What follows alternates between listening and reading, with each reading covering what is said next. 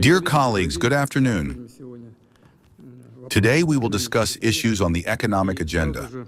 Right at the outset of our meeting, I would like to note that the state of our domestic economy and its key sectors remains stable.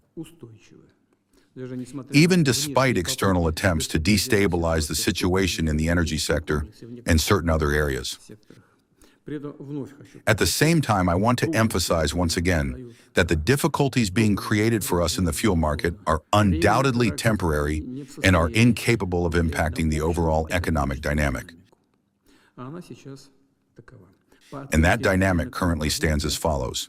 According to estimates by the Ministry of Economic Development, Russia's GDP grew at a modest pace in May, but it grew nonetheless and remains in positive territory at 0.3%.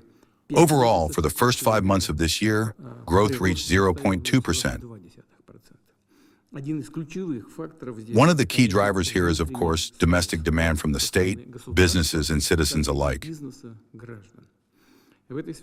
In this regard, I would note that bank lending is gaining momentum. Isn't that right, Elvira Sakipsadovna? It's growing. I am referring to mortgage lending, as well as loans to enterprises, organizations, and the real economy. The size of these bank portfolios is expanding. Consequently, the money supply is growing as well. As of July 1st, it was up roughly 13% year on year. This dynamic gives us reason to count on a stable, continued rise in domestic demand. Public finances remain solid. In June, the federal budget was executed with a surplus. What did it amount to? 196 billion rubles. A key factor here was the increase in budget revenues.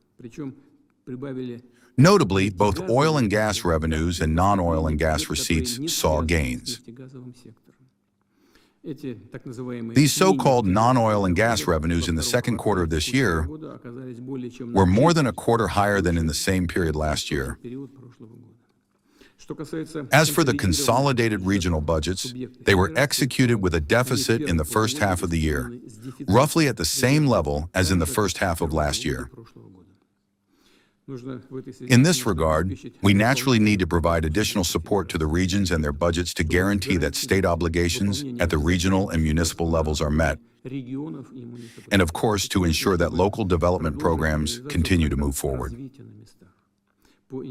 On the initiative of United Russia, an important decision was taken in June. The maturity date for regional budget loans was extended from this year, 2026, out to 2030. This means that the regions will have over 100 billion rubles in additional funds at their disposal this year alone.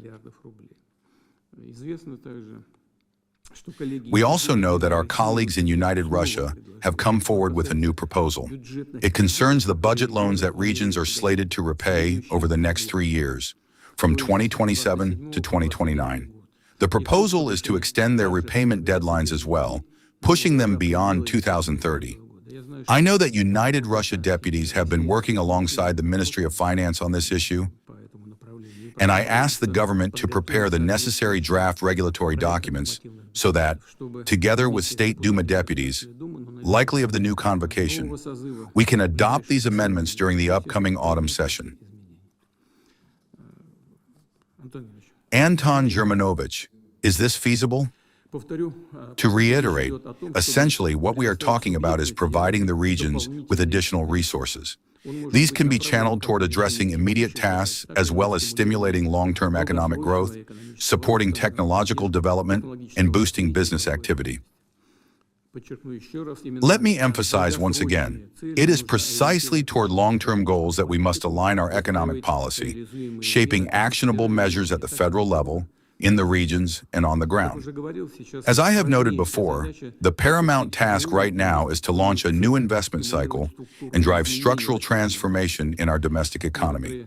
We will now discuss several new decisions on this matter separately. Well, we have already touched on a few issues. Mikhail Vladimirovich just dropped by, and we went over a couple of items together right before our meeting.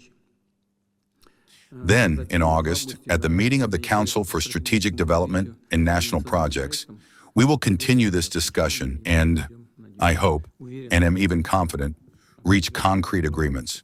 Please let us begin. I yield the floor to Alexander Valentinovich Novak.